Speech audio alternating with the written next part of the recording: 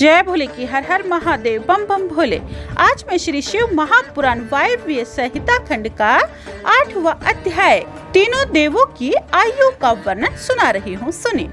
ऋषि बोले, हे वायुदेव, अब कृपया करके आयु का परिणाम एवं संख्या सुनाइए। वायु बोले, हे ऋषियों, हम पहले आयु का वर्णन परिणाम निमेष मात्र ही कह आए हैं। वैसे तो प्रलय काल तक ही संख्या रूप काल की पूर्ण अवधि है। जब 15 निमेष व्यतीत होते हैं तब काष्ठा होती है। 30 काष्ठाओं का एक मुहूर्तों का एक दिन रात, 15 दिन रातों का एक पक्ष। यह पक्ष शुक्ल कृष्ण नाम से 2 प्रकार का है। फिर 2 पक्षों का एक महीना। दोनों पक्ष पितरों के दिन रात हैं। कृष्ण पक्ष में पितरों की रात्रि है और शुक्ल पक्ष में दिन होता है। लौकिक मान से जब 6 महीने गुजरते हैं तो यह आयन होता है। इस प्रकार जब 2 आयन होते हैं तो मनुष्य को 1 वर्ष होता है। मनुष्यों की एक आयन दक्षिण, दूसरी उत्तर।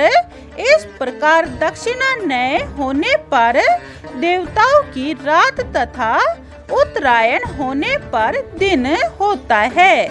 मनुष्यों के 308 वर्ष, देवताओं का 1 वर्ष गुजरता है। इस प्रकार देवताओं के वर्षों से युगों की गणना की जाती है। युग 4 होते हैं, सतयुग, त्रेता, द्वापर तथा कलयुग। देवताओं के 4 सहस्त्र वर्षों का सतयुग होता है। इसमें 400 वर्ष संध्या तथा 400 वर्ष का संध्यांश होता है। सतयुग को छोड़कर बाकी सभी युगों की संध्या एवं संध्या के साथ प्रमाण से 1 पाद कम रहते हैं। जैसे कि 3000 वर्ष त्रेता के होते हैं, उनकी 200 वर्ष संध्या, इतने ही वर्ष संध्या के साथ सभी युगों का 12000 वर्षों का वर्ष प्रमाण होता है। जब यह चारों युग, सतयुग, द्वापर, त्रेता, कलयुग 1000 वर्ष गुजर जाते हैं तो 1 कल्प हो जाता है। इस प्रकार 71 चतुर्युगी का एक मनवंत्र होता है। एक ही कल्प के मध्य में 14 मनु हुआ करते हैं। इस प्रकार गणना करते करते सैकड़ों हजारों मनु, मनवंत्र, कल्प आदि अब तक गुजर गए हैं। न कोई जान सकता है न गिन सकता है। अव्यक्त रूप पर ब्रह्मा शिव द्वारा पैदा हुए ब्रह्मा का कल्प नाम का 1 दिन एवं कल्प का 1 वर्ष कहा जाता है। जब 8000 वर्ष बीत जाते हैं तो ब्रह्मा का 1 युग हो जाता है। 1000 युगों का 1 सावन होता है। इस प्रकार 3000 सावनों का समय जब बीत जाता है, ब्रह्मा की आयु पूर्ण हो जाती है। ब्रह्मा का 1 दिन पूरा होने पर 14 इंद्र हो जाते हैं। यहाँ इंद्र ब्रह्मा के 1 महीने 420 होते हैं। 1 साल में 5040 होते हैं।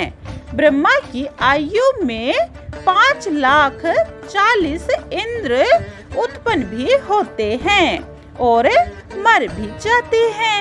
इस प्रकार ब्रह्मा की पूरी आयु, विष्णु का 1 दिन, रुद्र का जब 1 दिन होता है, विष्णु की आयु पूरी होती है। ईश्वर का जब 1 दिन होता है तो रुद्र की आयु पूरी हो जाती है। इस प्रकार काल की गणना की गई है।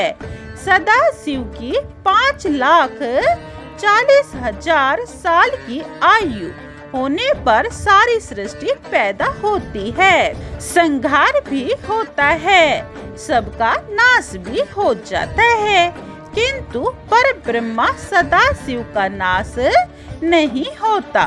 सदाशिव पर तो कभी कालात्मा आक्रमण नहीं कर सकता। ये सृष्टि का सभी कालांतर ईश्वर का एक दिन एवं इतना ही समय एक रात परमेश्वर के एक दिन में सृष्टि की उत्पत्ति तथा रात में संहार होता है। इस प्रकार से ईश्वर काल गणना केवल लोगों के हित के अर्थ से की गई है। वस्तुतः परमेश्वर की न कोई रात है न दिन। 8वां अध्याय समाप्तम। जय भोले की 9वां अध्याय प्रलयकर्ता का वर्णन सुनिए। ऋषि बोले, हे वायुदेव, आपने बड़ा अद्भुत आख्यान सुनाया। अब संसार की रचना भली प्रकार से हमें सुनाने की कृपा करें। वायु बोले, ऋषियों सुनो। सर्वप्रथम सर्वशक्ति संपन्न पर ब्रह्मा से शक्ति की उत्पत्ति होती है। वह शक्ति माया होती है। माया से फिर प्रकृति पैदा हो जाती है। सर्वप्रथम उत्पन्न हुए शक्ति के आगे शांत्यतीत पद होता है। उसके आगे विद्या पद के आगे प्रतिष्ठा पद, उससे आगे निवृत्त पैदा होता है। ये तो शंकर प्रेरणा की साधारण सृष्टि हुई। इन सब की अनुलोम से उत्पत्ति तथा वर्तिलोम से नाश होता है। इन पांचों पदों का उपदेश क्या है? यह तो परसृष्टा की भी इच्छा नहीं करता, तभी तो यह जगत 5 कलाओं से पूर्ण एवं अप्रकट्य कारण रूप है। इसके मध्य स्थित सभी कुछ आत्मा से अनुष्ठित है। महत आदि से आरंभ करके विशेष तक रचना होती है। इसी कारण सर्वज्ञ सर्वशक्तिमान अनादि अनंत महेश्वर सदाशिव ही सृष्टि की रचना, पालन, संहार आदि कार्य किया करते हैं। अन्वय से रहित है। सृष्टि की आदि से समाप्ति तक ब्रह्मा के 100 वर्ष गुजरते हैं। यह 100 वर्ष ब्रह्मा की पूरी आयु होती है। ब्रह्मा की आयु के 2 भाग किए गए हैं।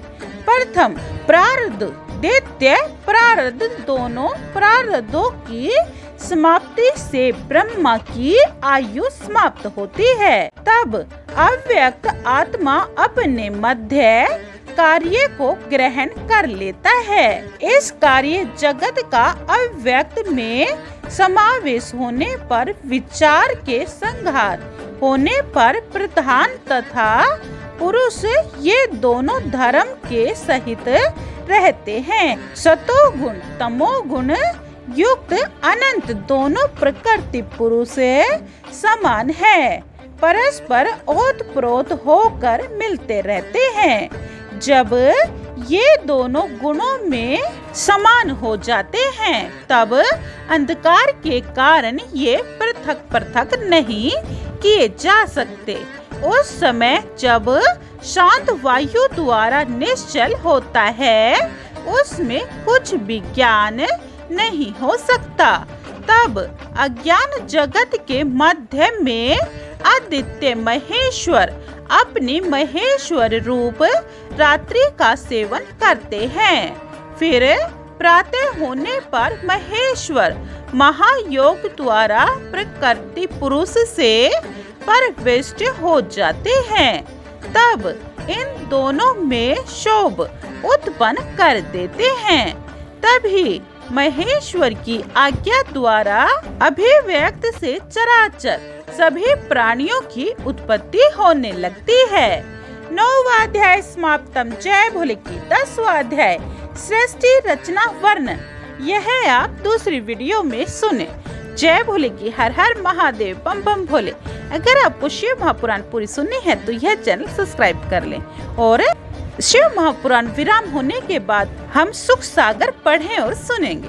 कमेंट में जय भोले की लिखें। जय भोले की हर हर महादेव बम बम भोले।